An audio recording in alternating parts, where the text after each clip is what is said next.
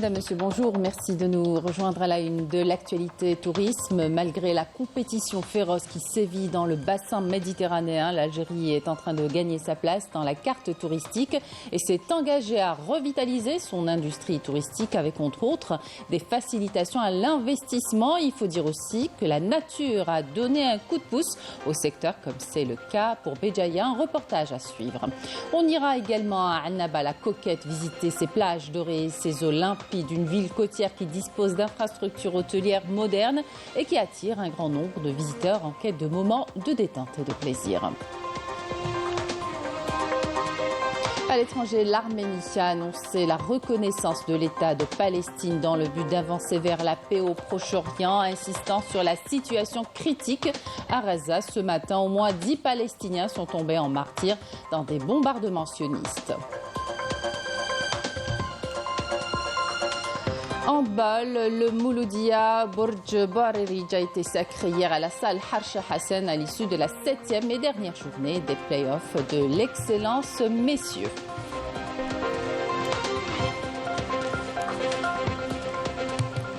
Bienvenue à tous. Avec un climat d'affaires propice aux investissements, le secteur du tourisme représente l'un des maillons forts de cette politique sectorielle qui veut relancer l'industrie du tourisme. En plus des facilitations accordées par les autorités, la nature donne aussi un coup de pouce au secteur. Exemple, la ville de Béjaïa. Reportage Naïma Haouch. Tournée à la fois vers la mer et la montagne, la ville balnéaire de Béjaïa continue d'attirer les investisseurs dans le domaine du tourisme, fer de lance des autorités locales qui ont fait des potentialités de la wilaya des atouts majeurs. Actuellement, nous avons mis en place plusieurs projets touristiques à réceptionner lors de la saison estivale, ainsi que le réaménagement, les rénovations des hôtels. Grâce à la nouvelle réglementation, des facilitations ont été accordées aux investisseurs et aux professionnels du tourisme. Il y a une très grande volonté de l'État et pour le développement du tourisme. Alhamdoulilah, on trouve des facilités. C'est pour ça que nous avons aussi d'autres perspectives pour s'implanter au sud. On a eu des facilités pour l'investissement de la part de la direction du tourisme et de l'APC de Melbourne. On est en train de travailler pour ouvrir les portes de l'hôtel à partir du mois de juillet. On fait un travail acharné pour être à la hauteur des festivals qui vont venir cet été, Inch'Allah. 80 projets d'investissement sont recensés dans la région et qui sont pourvoyeurs de 4000 postes d'emploi. Le parc hôtelier s'est donc renforcé avec 70 hôtels et structures d'hébergement, ce qui correspond à 5244 lits et 377 salariés. Actuellement, nous avons 5 projets, donc 4 hôtels déjà en exploitation, plus un 5e qui est actuellement en rénovation à Oran. On est implanté dans les différentes régions de l'Algérie. À savoir donc Béjaïa, Arbou, Alger, Oran. Pour cette saison, 10 projets sont en cours de réalisation, dont 2 hôtels sont d'ores et déjà réceptionnés et mis en exploitation. Les 2 restants seront bientôt opérationnels. La capacité de l'hôtel, c'est de 40 logements outstanding, plus on a 4 triplex, y compris cafétéria, restaurant, crèmerie, RG pour enfants et une piscine. En nombre, on peut réceptionner jusqu'à 160 personnes. Nous avons configuré nos hôtels et exceptionnellement cette année, on est en train d'aménager une plage à 10 minutes de l'hôtel qui sera dédiée à toutes les familles. D'une capacité d'accueil de 1140 lits, le coût de ces 10 projets avoisine les 24 milliards de dinars. 14 zones d'expansion touristique devront être réalisées à l'horizon 2030 dans la wilaya et qui constituent une plus-value économique pour la région. En 2023, 6 800 000 touristes ont passé leurs vacances dans l'une des régions les plus prisées d'Algérie. Et à l'occasion du lancement de la saison estivale, des exhibitions folkloriques et sportives et des activités diverses ont été organisées à travers les plages d'Annaba. Et pour assurer la quiétude des estivants, des dispositions ont été mises en place pour garantir la gratuité et la sécurité dans cette ville côtière où la richesse historique et le charme naturel en ont fait une destination incontournable. Reportage Ammar Deber, le commentaire est signé Rina Lorari. Avec ses plages dorées et ses eaux limpides, le début de la saison estivale à Annaba, surnommée la Coquette, attire un grand nombre de visiteurs en quête de moments de détente et de plaisir. C'est le week-end et il fait beau, donc je suis venu avec ma famille au bord de la mer, on passe de bons moments. Nous passons d'agréables moments en famille. Il y a toutes les commodités au niveau de cette plage, parking, sanitaire, services commerciaux. Les agents de la gendarmerie et de la protection civile sont également présents pour assurer la sécurité de tous. La saison estivale s'annonce bien. Nous souhaitons la bienvenue à tous nos frères et sœurs venus visiter la wilaya de Annaba. Tout a été mis en place pour leur assurer un bon séjour. En plus de ses plages magnifiques et ses nombreux atouts touristiques, cette ville côtière dispose d'infrastructures hôtelières modernes et d'un dispositif de sécurité renforcé, la rendant parfaitement équipée pour offrir une expérience estivale inoubliable à ses visiteurs.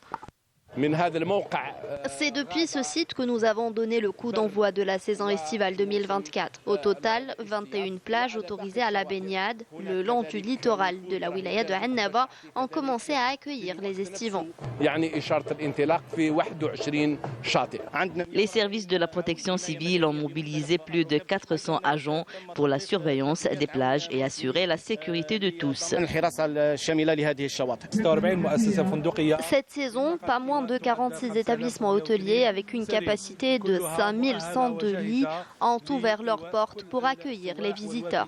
De la baie ouest de Shtaibi à la plage Djenan El Bey de Saraidi, la wilaya de Annaba s'impose comme une destination privilégiée pour les vacanciers et les visiteurs à la recherche d'évasion et de détente.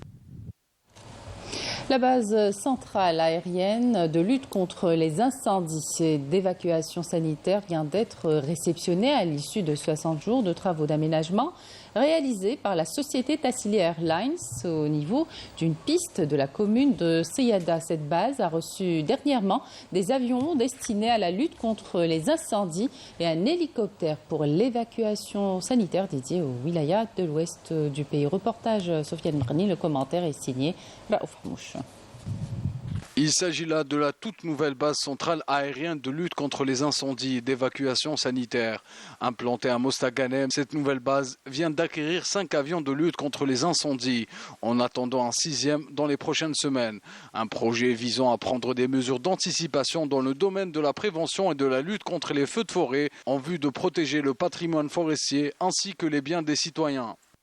Cette nouvelle base aérienne destinée à la lutte contre les incendies est une aubaine pour toute la région ouest du pays, particulièrement pour le citoyen qui se sentira en sécurité face aux dangers d'éventuels incendies. L'acquisition de ce nouveau matériel anti-incendie apportera une aide considérable aux éléments de la protection civile et de la Direction générale des forêts pour une meilleure maîtrise d'un éventuel départ de feu. Tassili Travail Aérien a consacré 12 avions de lutte contre les incendies répartis sur 3 bases aériennes.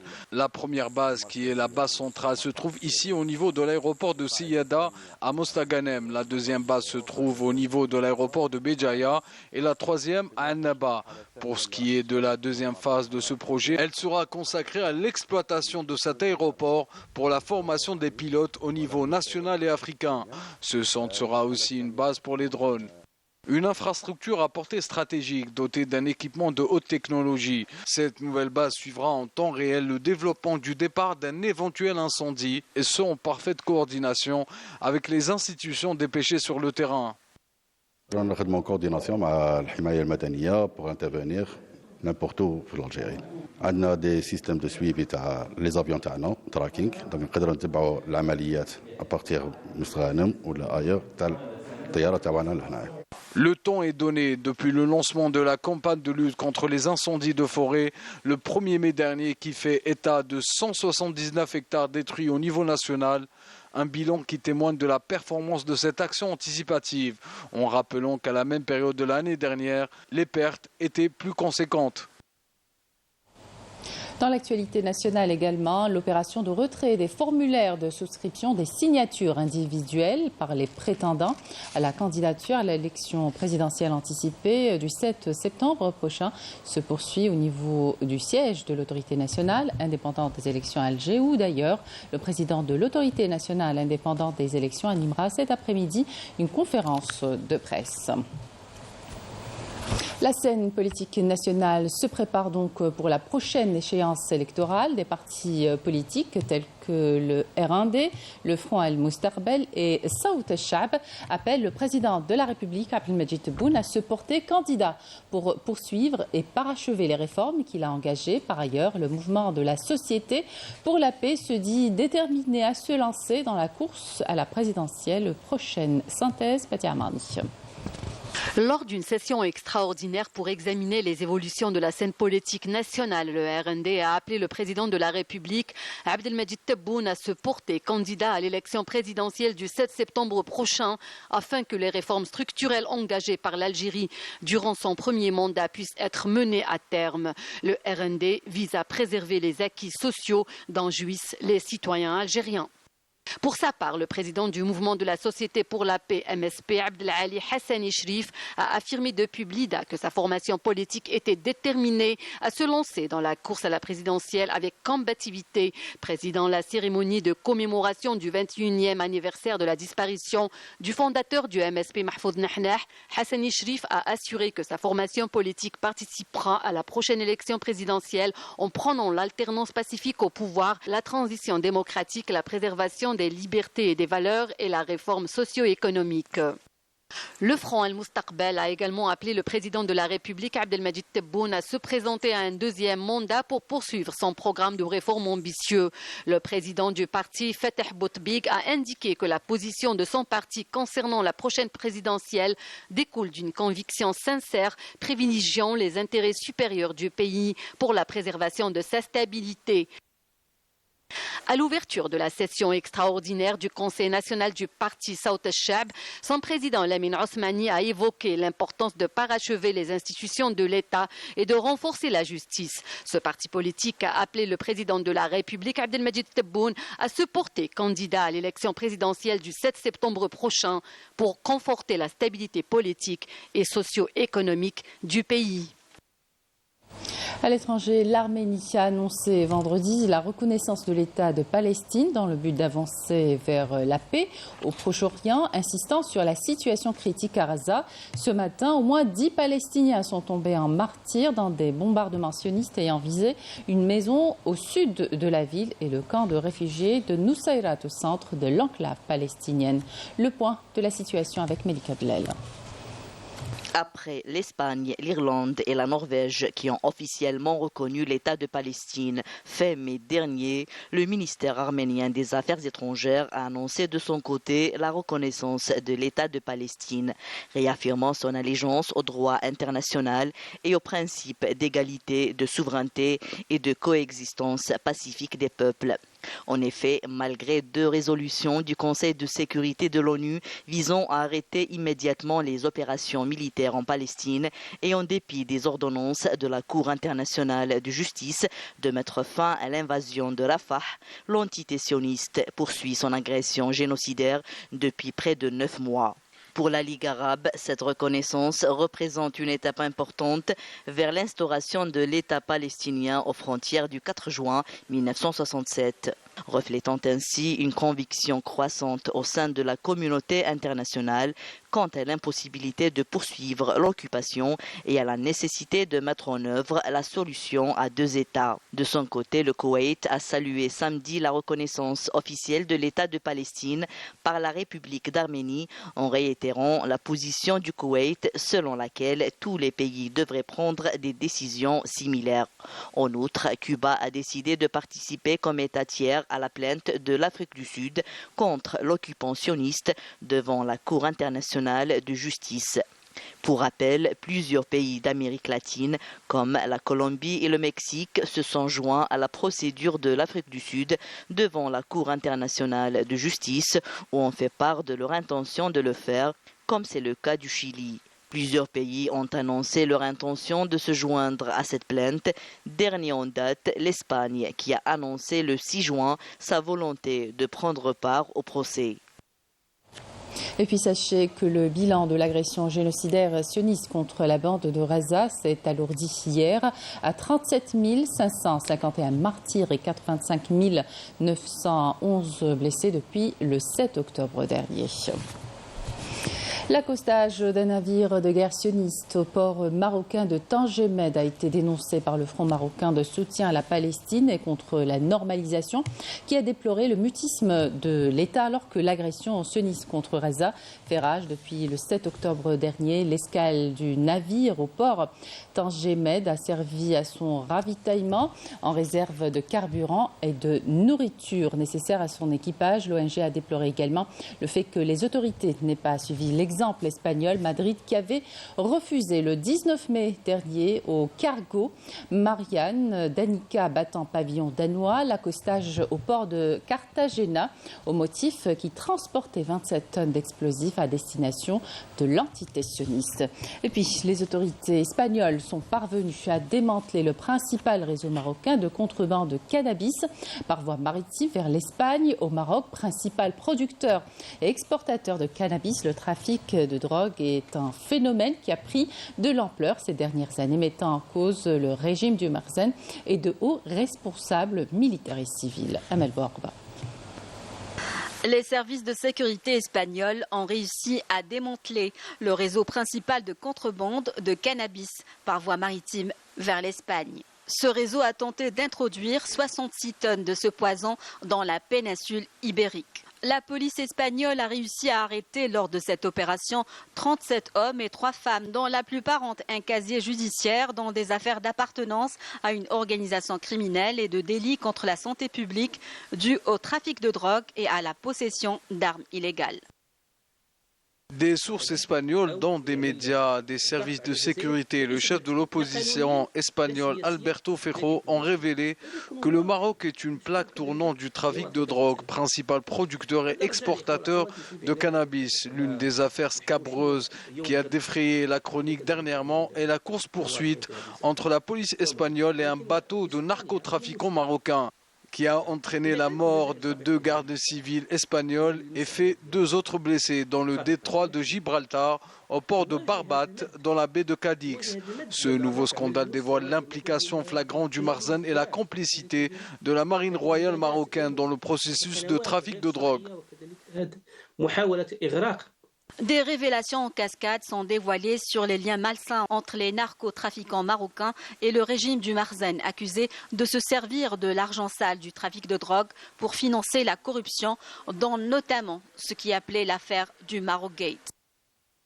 Les autorités espagnoles ont annoncé il y a quelques semaines le démantèlement du principal réseau marocain de trafic de drogue, ajoutant qu'à la suite d'enquêtes, elles ont pu identifier l'identité du responsable de l'attaque de Barbate et principal accusé qui porte le nom de Kerim. Il est considéré comme proche de l'un des barons de la drogue au Maroc et en raison de ses liens avec le Marzen, il n'a pas pu être arrêté. Récemment, plusieurs voix se sont à nouveau élevées pour dénoncer l'impunité dont jouissent les réseaux de trafic de drogue marocains. Une magistrate espagnole a tiré la sonnette d'alarme quant à la violence exercée par ces organisations criminelles, fustigeant le Maroc pour sa non-coopération dans la lutte contre ce fléau. On revient en Algérie pour parler sport. Le Mouloudia Borj Barerij de handball a été sacré hier à la salle Harsha Hassan à l'issue de la 7e et dernière journée des playoffs de l'excellence, messieurs. Riyad Belkhadim.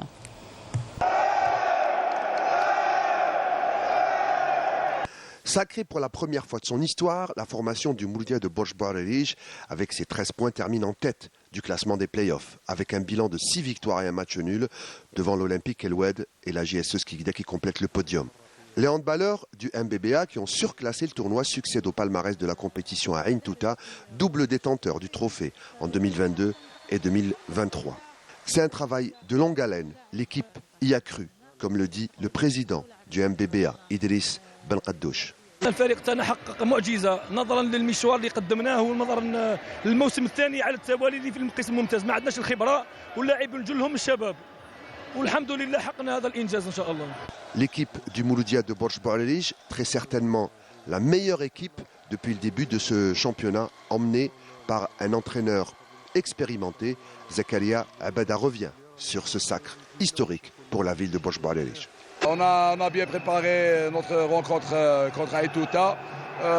On a maîtrisé notre adversaire, ce qui nous a permis de gagner le match et de gagner le titre que je considère comme un titre historique pour le Mouloudia du Borj pour sa deuxième saison en division excellence.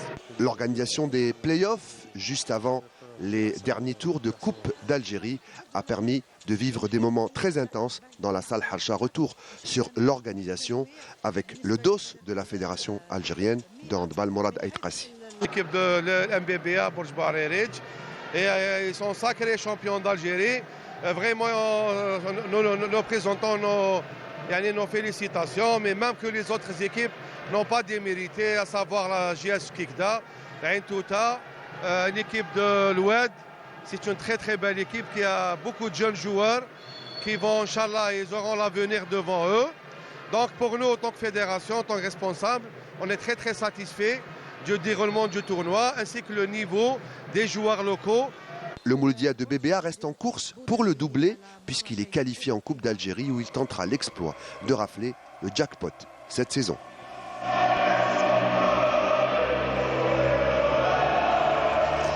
C'est la fin de cette édition. Merci de votre attention. Excellente suite des programmes sur Canal Algérie.